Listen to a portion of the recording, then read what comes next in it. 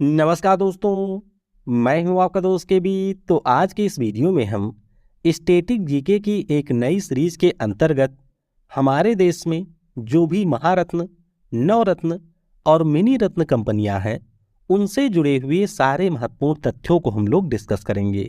तो अगर आप किसी भी प्रकार के एग्जाम की तैयारी कर रहे हैं तो पूरा वीडियो बहुत ही ध्यान से देखिएगा, और वीडियो अगर आपको पसंद आता है तो इसे लाइक करने के साथ अपने सभी दोस्तों के साथ में शेयर जरूर करिएगा। तो चलिए अब इस वीडियो की हम शुरुआत करते हैं।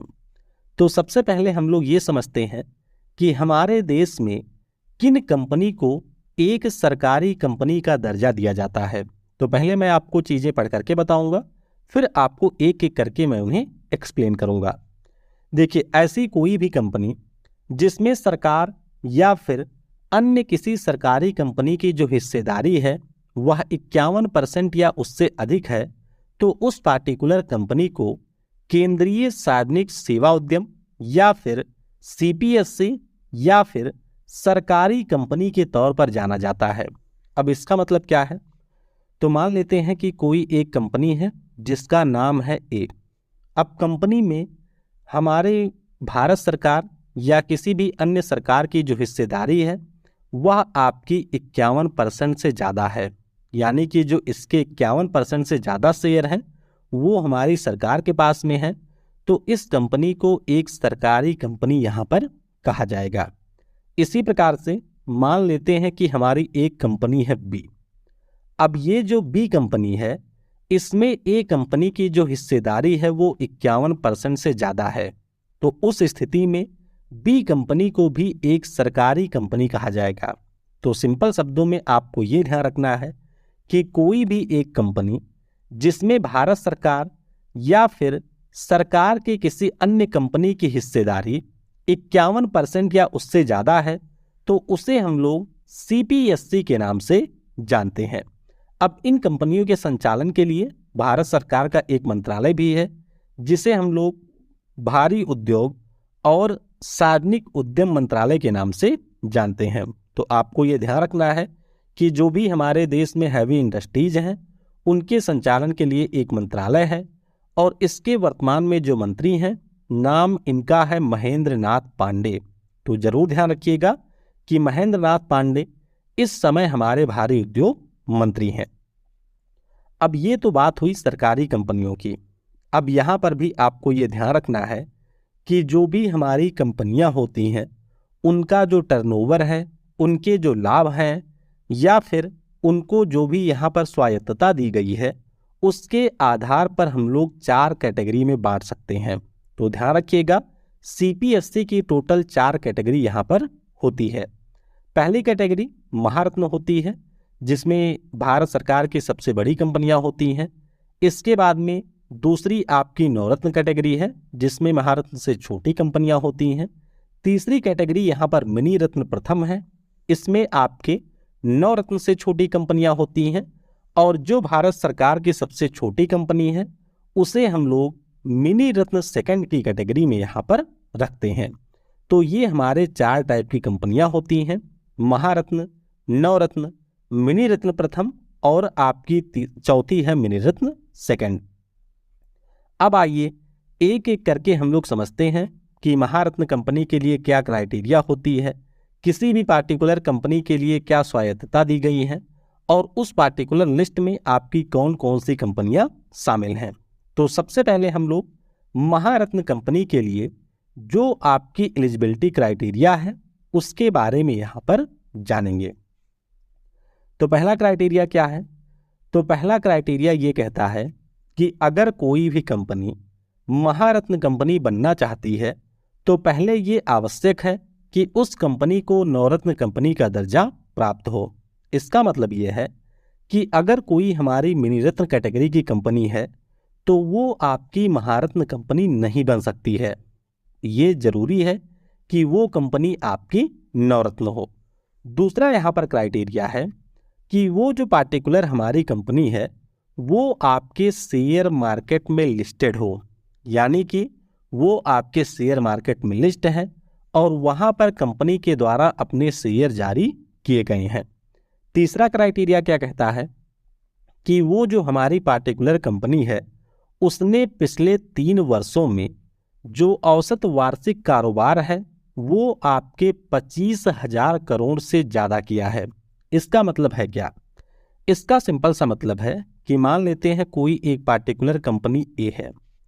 अब इस कंपनी के द्वारा कुछ आपके उत्पाद बनाए जाते हैं, कुछ इसके प्रोडक्ट होते हैं, और ये जो प्रोडक्ट हैं इन प्रोडक्ट की बिक्री 1 साल में आपके मिनिमम होनी चाहिए 25,000 करोड़।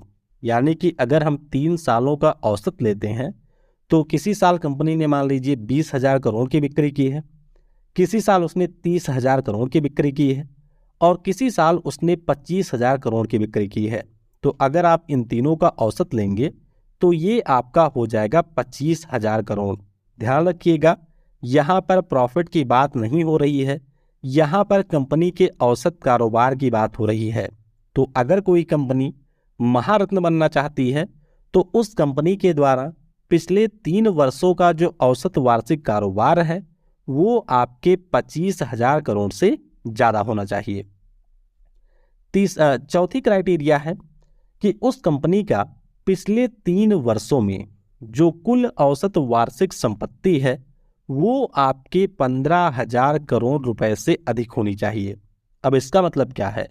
देखिए, इसका सिंपल सा ये मतलब है कि अगर कोई कंपनी है तो उस कंपनी के पास में अपने कुछ पार्टिकुलर असेट भी होते हैं। असेट का सिंपल सा मतलब है कि अगर कोई कंपनी है तो उस कंपनी के पास में अपना कोई एरिया होगा जहां से कंपनी संचालित होती है, कंपनी के पास में कुछ सामान वगैरह होंगे जिसके द्वारा वो प्रोडक्ट वगैरह को बनाती है, या फिर कंपनी के कई सारे ऑफिस वगैरह होंगे। तो इन सब का जो मूल्य है वो आपके 15,000 करोड़ से अधिक होना चाहिए। आपको ये ध्यान रखना है कि जो भी कंपनी के असेट होते हैं उसमें से कंपनी के द्वारा जो लिया गया ऋण है उसको माइनस कर दिया जाता है। तो ऋण वगैरह को माइनस करने के बाद में जो इस कंपनी की वार्षिक संपत्ति है वो आपके 15,000 करोड़ रुपए से अधिक होनी चाहिए। तो ये चौथी क्राइटेरिया है। पांचवी और आखिरी क्राइटेरिया है कि कंपनी के द्वारा पिछले 3 वर्षों में जो कुल वार्षिक औसत लाभ है वो 5,000 करोड़ रुपए से अधिक होना चाहिए। इसका मतलब ये है कि मान लेते हैं किसी साल कंपनी ने 20,000 करोड़ का कारोबार किया है, यानी कि इसने बिक्री की है, तो इसमें इसका प्रॉफिट मान लेते हैं 4,000 करोड़ है। इसी प्रकार से उसने 30,000 की बिक्री की है तो उसका जो प्रॉफिट है वो आपका 6,000 करोड़ है। इसी प्रकार से उसने जब 25,000 की बिक्री की है तो इसका जो प्रॉफिट है वो आपका 5,000 करोड़ है। तो अगर आप लोग यहाँ पर इनका औसत निकालेंगे तो पिछले 3 वर्षों में जो इसका औसत लाभ है वो आपका 5,000 करोड़ से अधिक है, या फिर 5,000 करोड़ है। तो ये हमारी 5 क्राइटेरिया हैं जिनके आधार पर किसी भी कंपनी को महारत्न कंपनी का दर्जा दिया जाता है, और कोई कंपनी जब आपके इन 5 क्राइटेरिया को पूरा करता है सिर्फ तभी उस कंपनी को महारत्न कंपनी का दर्जा मिलता है। तो हमारे देश में इस प्रकार से आपको टोटल 12 महारत्न कंपनियां देखने को मिलेंगी। अब किसी कंपनी को जब महारत्न कंपनी का दर्जा दे दिया जाता है तो उसके पास में कुछ पावर भी होती हैं। तो आइए इन पावर को भी जान लेते हैं। जैसे कि अगर हम लोग महारत्न कंपनी की बात करते हैं तो ये आपके नवरत्न और मिनीरत्न कंपनी की तुलना में अधिक स्वायत्तता होती है। इसका सिंपल सा मतलब ये है कि इसके ऊपर जो सरकार का प्रभाव है वह इन दोनों कंपनियों की तुलना में कम होता है, और अपने डिसीजन लेने की क्षमता कंपनी के पास में ज़्यादा होती है। दूसरी शक्ति इसके पास में होती है कि कंपनी अगर भारत या फिर भारत के बाहर अपने टोटल नेटवर्थ के 15% तक का विलय कर सकती है, या फिर अपने टोटल वर्थ के 15% तक के मूल्य की कोई भी अन्य कंपनी को खरीद सकती है, और इसके लिए उससे सरकार से परमिशन लेने की जरूरत बिल्कुल नहीं है। इसके पास एक शक्ति और होती है कि कंपनी 1,000 करोड़ रुपए से लेकर के 5,000 करोड़ रुपए का अगर कोई इन्वेस्टमेंट करना चाहती है तो वह इन्वेस्टमेंट भी ये कंपनी अपनी तरफ से कर सकती है। तो किसी भी कंपनी को जब महारत्न कंपनी का दर्जा दे दिया जाता है तो उसको ये सारे पावर यहाँ पर मिलते हैं। अब आइए उन 12 महारत्न कंपनियों के बारे में हम लोग जान लेते हैं जिनको भारत सरकार के द्वारा इस पार्टिकुलर कैटेगरी में रखा गया है। तो पहली कंपनी हमारी कोल इंडिया लिमिटेड है। दूसरी company oil and natural gas limited है, जिसे हम लोग ONGC के नाम से जानते हैं। तीसरी कंपनी है भारत हैवी इलेक्ट्रिकल्स लिमिटेड, जिसे आप लोग भेल के नाम से जानते हैं। चौथी कंपनी है gas authority of India limited. क्या नाम है? Gas authority of India limited, जिसे आप लोग गेल भी कहते हैं। पांचवी कंपनी है इंडियन ऑयल कॉरपोरेशन लिमिटेड, जिसे हम लोग IOCL के नाम से जानते हैं। छठी कंपनी है स्टील अथॉरिटी ऑफ इंडिया, जिसे हम लोग सेल के नाम से जानते हैं। सातवीं कंपनी है NTPC लिमिटेड, यानी कि नेशनल थर्मल पावर कॉरपोरेशन। आठवीं कंपनी है BPCL, यानी कि भारत पेट्रोलियम कॉरपोरेशन लिमिटेड। 2019 में आपके 2 कंपनियों को दर्जा मिला था। एक हमारी हिंदुस्तान पेट्रोलियम कॉरपोरेशन लिमिटेड है, दूसरी कंपनी है पावर ग्रिड कॉरपोरेशन लिमिटेड। तो ये जरूर ध्यान रखिएगा कि 2019 में SPCL और पावर ग्रिड को महारत्न कंपनी का दर्जा मिला था। 2021 की अगर हम लोग बात करते हैं तो पावर फाइनेंस कॉरपोरेशन को यहाँ पर महारत्न कंपनी का दर्जा दिया गया था। और इसी साल यानी कि 2022 में हमारे यहाँ पर जो रूरल इलेक्ट्रिफिकेशन कंपनी लिमिटेड है, इसको भी महारत्न कंपनी का दर्जा दिया गया। तो ध्यान रखिएगा, ग्रामीण विद्युतीकरण लिमिटेड नाम की जो कंपनी है, इसको 2022 में 12वीं महारत्न कंपनी के रूप में दर्जा दिया गया है। अब आइए एक एक करके इन कंपनियों के बारे में हम लोग डिटेल में थोड़ा सा जान लेते हैं। सबसे पहले हम लोग बात करेंगे भेल की, यानी कि भारत हैवी इलेक्ट्रिकल्स लिमिटेड की। तो ध्यान रखिएगा 1956 में इस कंपनी की स्थापना हुई थी और 1964 में भारत की जो पहली महारत्न कंपनी है उसका दर्जा इसी भेल कंपनी को मिला था। तो हो सकता है आपसे परीक्षा में पूछ लिया जाए कि भारत की पहली महारत्न कंपनी कौन है, तो आपको ध्यान रखना है कि भारत हैवी इलेक्ट्रिकल्स लिमिटेड, जिसकी स्थापना 1956 में हुई थी, इसको वर्ष 1964 में भारत की पहली महारत्न कंपनी का दर्जा दिया गया था। मुख्यालय इसका आपको नई दिल्ली में मिलेगा और वर्तमान में अगर हम लोग इसके MD और मैनेजिंग डायरेक्टर की बात करते हैं, अध्यक्ष और मैनेजिंग डायरेक्टर की बात करते हैं, तो नलिन सिंघल इस समय इसके हेड है। अगली कंपनी है oil and natural gas limited. तो आपको इसके बारे में ये ध्यान रखना है कि भारत सरकार की हमारे देश में ये सबसे बड़ी सरकारी तेल और गैस उत्पादक कंपनी है। इस कंपनी की स्थापना 14 अगस्त 1956 को हुआ था। इसका हेडक्वार्टर भी आपको नई दिल्ली में मिलेगा और इसके जो अध्यक्ष और MD हैं, नाम इनका है अरुण कुमार सिंह। क्या नाम है? अरुण कुमार सिंह इनका नाम है। अगली कंपनी है कोल इंडिया लिमिटेड। क्या नाम है? कोल इंडिया लिमिटेड। नाम से ही पता है कि कोयले के क्षेत्र में ये काम करने वाली कंपनी है। तो इसकी स्थापना 1975 में होती है। मुख्यालय इसका आपको कोलकाता में मिलेगा और वर्तमान में इसके जो CMD हैं, नाम इनका है प्रमोद अग्रवाल। अगली कंपनी है gas authority of India limited, जिसे हम लोग गेल के नाम से भी जानते हैं। तो इसकी स्थापना अगस्त 1984 में हुई थी। इसका भी मुख्यालय आपको नई दिल्ली में मिलेगा और इसके जो वर्तमान में अध्यक्ष और प्रबंध निदेशक हैं, नाम इनका है संदीप कुमार गुप्ता। तो ये आपका करंट के हिसाब से है। हो सकता है वीडियो जब आप लोग बाद में देख रहे हों तो उस समय तक इनके CMD बदल गए हों। तो CMD के ऊपर आप लोग जरूर फोकस करिएगा कि कब आप इस वीडियो को देख रहे हैं।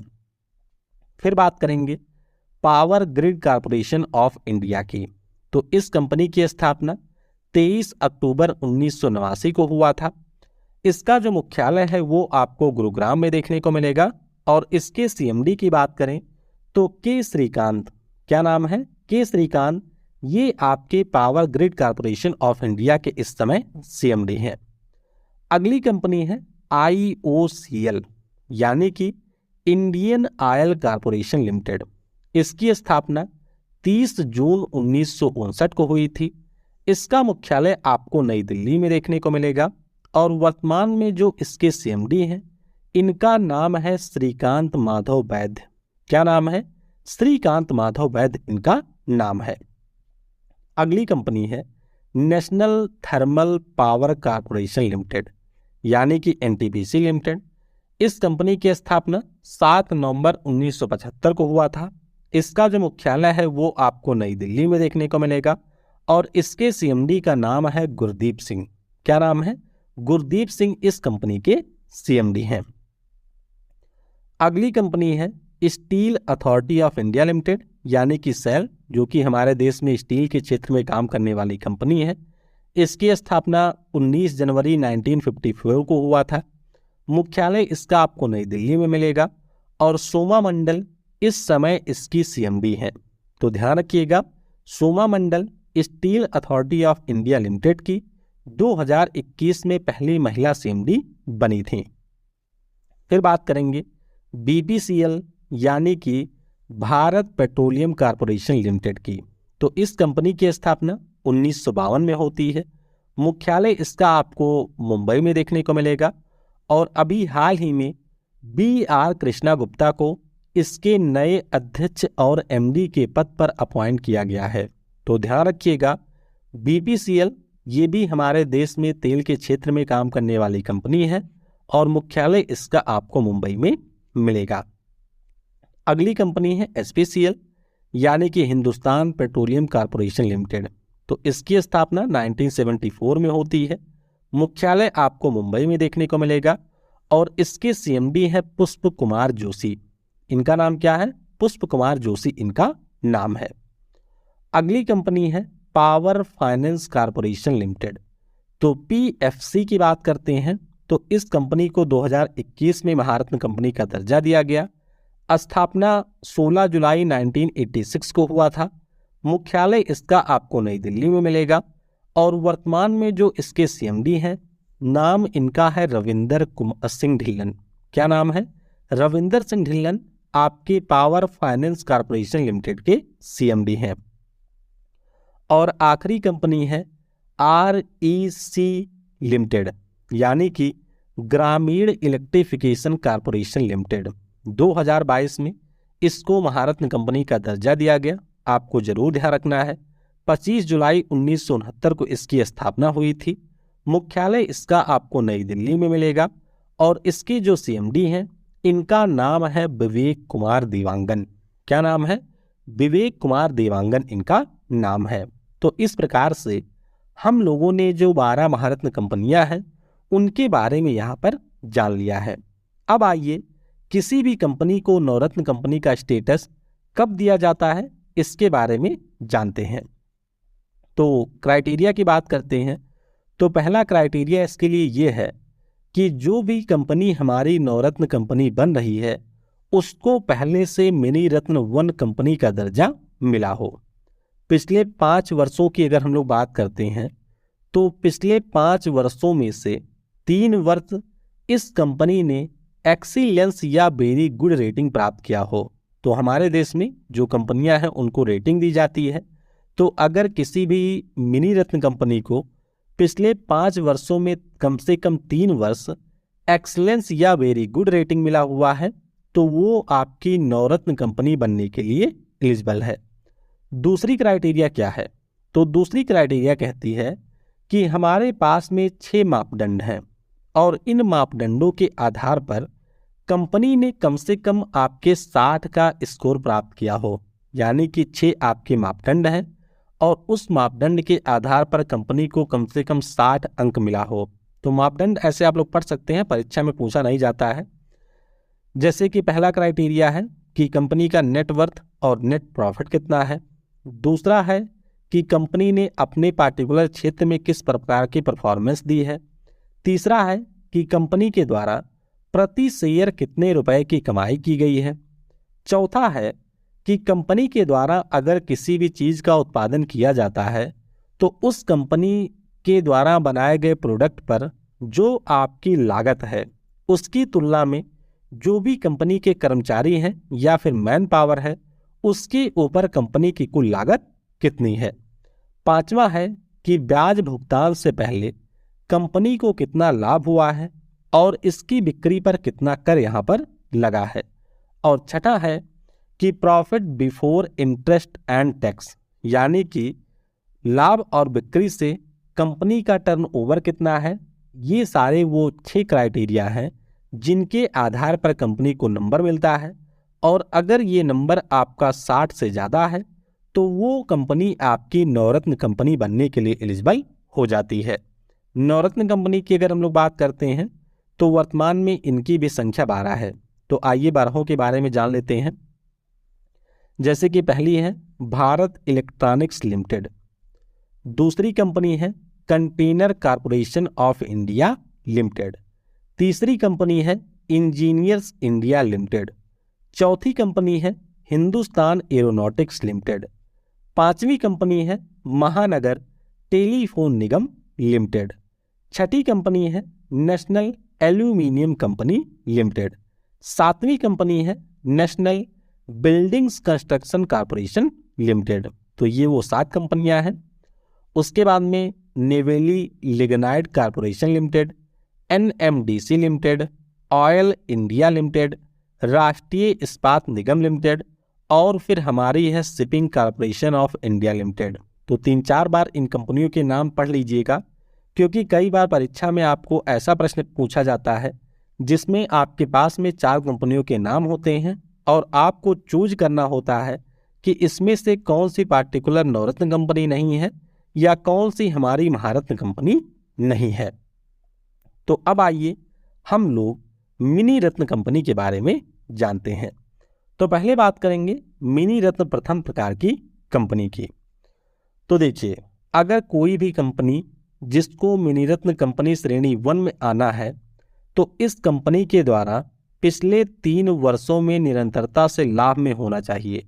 इसका सिंपल सा मतलब ये है कि पिछले 3 सालों से कंपनी को यहाँ पर प्रॉफिट ही हो रहा हो, वो कंपनी आपकी घाटे में नहीं है।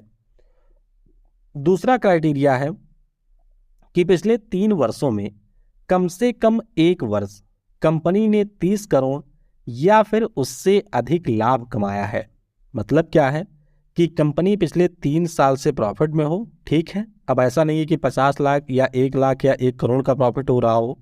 कम से कम 3 सालों में 1 साल आपका ऐसा हो जिस साल कंपनी ने 30 करोड़ या उससे अधिक का लाभ कमाया हो। तो आपको ये ध्यान रखना है कि इस प्रकार की हमारे भारत में आपको 62 कंपनियां देखने को मिलेंगी। ध्यान रखिएगा, मिनी रत्न कंपनी के लिए सिर्फ 2 ही क्राइटेरिया है कि कंपनी आपकी प्रॉफिट में होनी चाहिए और पिछले 3 वर्षों में कम से कम 1 वर्ष कंपनी ने 30 करोड़ या फिर उससे अधिक का लाभ कमाया है। और इस प्रकार की जो कंपनी है उनकी संख्या हमारे देश में 62 है। अब बात करेंगे मिनी रत्न कंपनी श्रेणी 2 की। तो आपको यह ध्यान रखना है कि भारत सरकार के मिनी रत्न श्रेणी 2 कंपनी ऐसे कंपनी को शामिल किया जाता है जिसने पिछले 3 सालों में लगातार लाभ कमाया हो और उसकी जो नेटवर्थ है वो आपकी सकारात्मक है। यानी कि इसका सिंपल सा मतलब है कि कंपनी पिछले 3 साल से लाभ में चल रही हो। कितना लाभ है इससे कोई फर्क नहीं पड़ता है, और उसकी जो टोटल एसेट है या जो उसकी नेटवर्थ है वो आपकी पॉजिटिव नहीं होनी चाहिए।